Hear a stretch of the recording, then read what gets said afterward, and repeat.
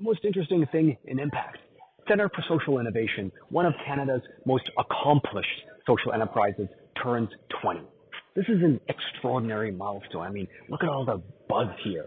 I've known Tanya Sermon, the founder and CEO, for many years, and CSI has catalyzed so much to move the needle on social innovation, from community bonds to social enterprise incubators to helping nonprofits digitize and a ton more. The question for me is, what do the next 20 years of CSI look like? I have three possible ideas. But first, though, here's some context. CSI basically brought co-working to life in Canada and globally. It was the first to begin to look at the science of co-working, co-learning, and collaboration, to look at equity and inclusion in collaboration. It had humble beginnings in Toronto in 2004 with 14 members, but quickly grew and grew and grew. And at their largest, they had a $6 million budget with 4 main locations, 3 in Toronto and 1 in New York. They also had a number of partner locations, including agreements with Impact Hub. And they've had more than 6,000 members and alumni.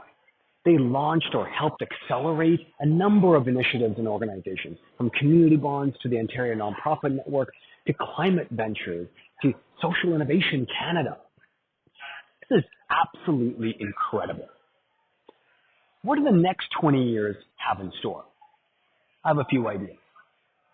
Well, their current theory of change is all about space, community, and innovation.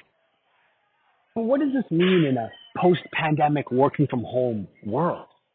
In a poly-crisis and poly-reckoning world? What does innovation mean today? And where does it come from?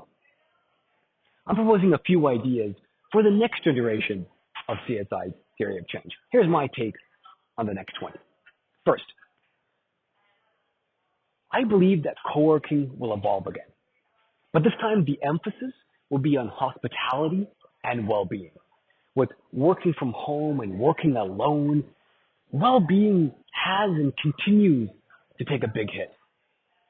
Co-working will now be about taking care of teams, combating loneliness, supporting mental health, and making people feel like they belong. Smart employers will encourage and incentivize well-being at places like CSI, with a focus on hospitality and well-being outcomes. That bottom pillar in their theory of change space, what if that becomes hospitality and well-being?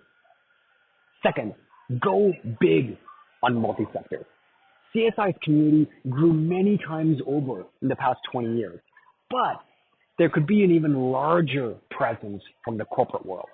There is intense pressure in the corporate world to focus on people, communities, and planet, to stand up for and address inequities and injustices.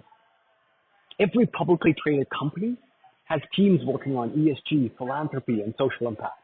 And the next 20 years have a massive opportunity to widen the community pillar of their theory of change to intentionally include the corporate world. And not only that, make them feel like they belong here.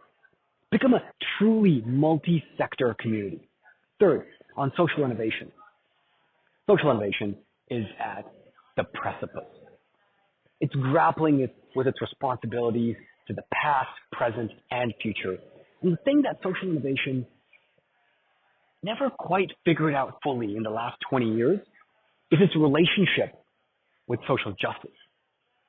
My question is, what are the dynamics between innovation and justice in complex systems?